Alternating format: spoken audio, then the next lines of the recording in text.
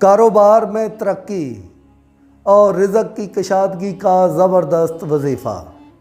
بسم اللہ الرحمن الرحیم۔ اللہم صلی علی سیدنا و مولانا محمد و علی آل محمد۔ روحانی دنیا کے دوستو، السلام علیکم۔ آج آپ کے لیے بہت ہی زبردست وظیفہ لے کر حاضر خدمت ہیں۔ بہت سارے لوگ میسج کرتے ہیں کہ کاروبار میں ترقی اور رزق میں کشادگی کا کوئی وظیفہ بتایا جائے۔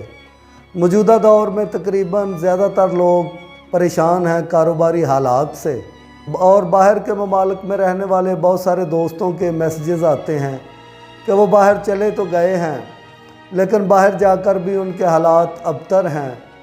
کام نہیں ملتا، اگر کام ملتا ہے تو پیسے نہیں ملتے، زلال تو خاری علیحدہ ہے۔ تو دوستو، اپنا ملک تو اپنا ہوتا ہے، کم کھا لیں لیکن اپنے ملک میں رہیں، عزت بھی ملے گی اور دولت بھی ملے گی۔ ویڈیو شروع کرنے سے پہلے تمام دوستوں سے چھوٹی سی گزارش کہ ویڈیو کو جلدی نہیں دیکھنا، ویڈیو کو پراپر طریقے سے دیکھنا ہے تاکہ آپ کو اس میں کہی گئی ہر بات کی سمجھ آ جائے، تاکہ آپ بعد میں یہ نہ کہیں کہ جی کیا کرنا تھا، کیسے تھا، کیوں تھا۔ تو دوستو، اب چلتے ہیں وظیفہ کی طرف۔ جن دوستوں نے ابھی تک ہمارے چینل کو سبسکرائب نہیں کیا وہ ہمارے چینل کو سبسکرائب کر لیں، ویڈیو کو لائک ضرور کرنا ہے، اور اگر آپ یہ وظیفہ کرنا چاہتے ہیں تو کامنٹ میں اللہ اکبر ضرور لکھنا ہے۔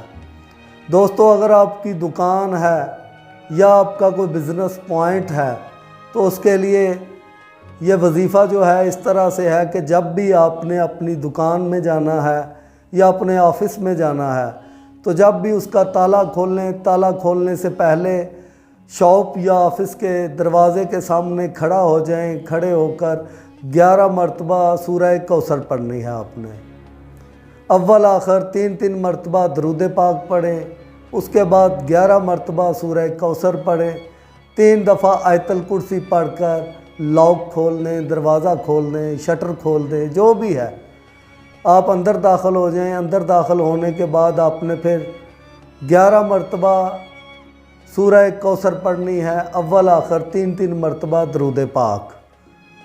انشاءاللہ تعالیٰ آپ دیکھیں گے کہ آپ کا کاروبار جو ہے وہ کس طرح چلنا شروع ہو جاتا ہے، کیسے گاہک آتے ہیں، کیسے رزق میں کشادگی ہو جاتی ہے۔ لیکن یاد رکھیں کہ بعض صورتوں میں ایسے معاملات ہو جاتے ہیں جن کی وجہ سے ہمارے کام میں، ہمارے کاروبار میں برکت ختم ہو جاتی ہے، ہمارے کاروبار میں برکت ختم ہو جاتی ہے، ہمارے رزق میں برکت ختم ہو جاتی ہے۔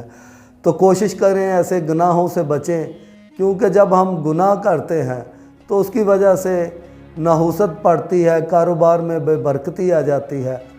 اپنے گھروں میں قرآن پاک کی تلاوت اور نماز کا اہتمام کریں، چلتے پھرتے درود پاک پڑھا کریں۔ دنیا میں کوئی ایسی طاقت نہیں، دنیا میں کوئی ایسی شیطانی طاقت نہیں جو آپ کا رزق بند کر سکے۔ یہ یقین محکم رکھیں کہ اللہ تعالیٰ رازق ہے، اور جو آپ کے نصیب میں ہے وہ آپ کو مل کر رہے گا۔ گناہ کبیرہ تو بہت بڑی بات ہے، لیکن ایک چھوٹا سا گناہ ہے جھوٹ۔ لیکن اگر ہم جھوٹ سے اوائڈ کریں، ناپ تول میں جو ہے وہ پورا رکھیں، غریبوں کو کھانا دیں اور جو مسکین ہے اس کی مدد کریں، تو یقین کریں کہ آپ کا کاروبار میں ترقی ہوگی۔ تو دوستو، بات کرنے کا مقصد یہ تھا کہ یہ 4 گناہ ایسے ہیں کہ جب یہ کسی گھر میں شامل ہو جاتے ہیں، کسی گھر کا سربراہ ان گناہوں میں ملوث ہو جاتا ہے تو رزق میں برکت ختم ہو جاتی ہے، کاروبار تباہی کے دھانے پہ پہنچ جاتا ہے۔ جو تمام دوست یہ ویڈیو سن رہے ہیں، اللہ تعالیٰ ان پہ، ان کے گھر والوں پہ اپنی رحمتیں، برکتیں نازل فرمائے، ان کے مصائب کو دور کر دے۔ جو بے روزگار ہیں ان کو روزگار عطا کرے، جو بیمار ہیں ان کو شفا دے دیں، اور جو پریشان حال ہیں ان کی پریشانی ختم کر دے۔ اللہم صلی علی سیدنا و مولانا محمد و علی آل محمد۔ اللہ حافظ۔